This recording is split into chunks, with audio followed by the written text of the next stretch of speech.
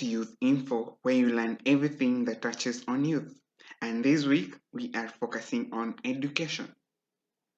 The new norm in the society, though the most powerful instrument that turned the whole Europe from mediocre thinking to modern king of other undercivilized nations. There were so many revolutions in Europe, for example, Napoleon Revolution, the French Revolution, and so on.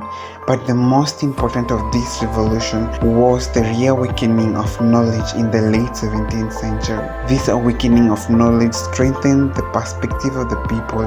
It transformed how people thought, how they interacted with one another, and most important is that it trained them to live like humans and not like animals. It's an irony in Africa, even after colonization, we have chosen to remain ignorant to the fact that education is the only way to better life. Things changed and changes daily, and it's a fact that we cannot go back to the ancient times and depend on nature for survival. We ought to learn new skills so as to be able to adapt fully and exploit our natural environment for our good. The archaeologist who study culture will tell you that the only species with superior culture will exploit the environment and live comfortably, and those that don't will always remain to be the subjects of those who have already adapted.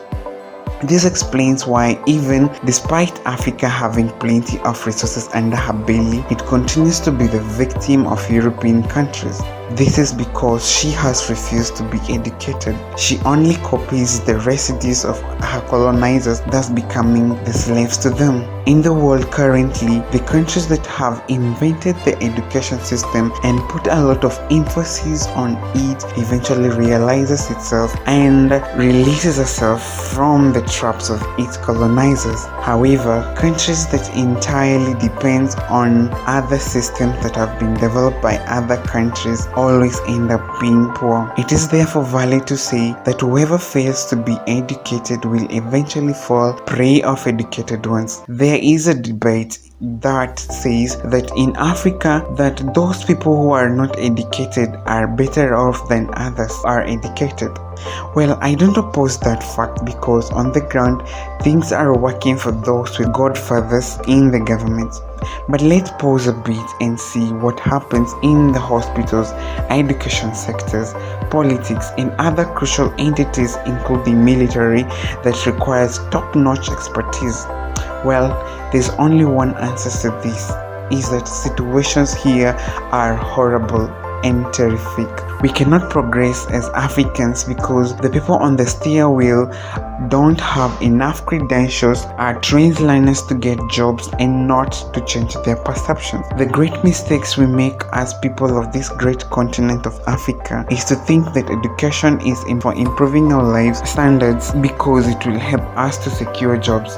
Education is meant to change our minds from thinking primitively to seeking answers to the unknown, the locally available resources to our survival. Education is meant to help us change our attitudes towards the environment and the daily occurrence in the same entity. We only use education for the intended purpose. If we tell students the actual reasons why they need to be educated, I don't see the reasons why we can force anyone to go to school, because they will understand. Maybe life in Africa is too relaxed and there are a few occurrences that could pressure us to study hard. Perhaps somebody said that necessity is the mother of invention. It is time that Africa invented her systems of education that is uniquely tailored to solve her existing problem. Africans need to be realistic in coming up with systems of education that will tackle corruption, greed,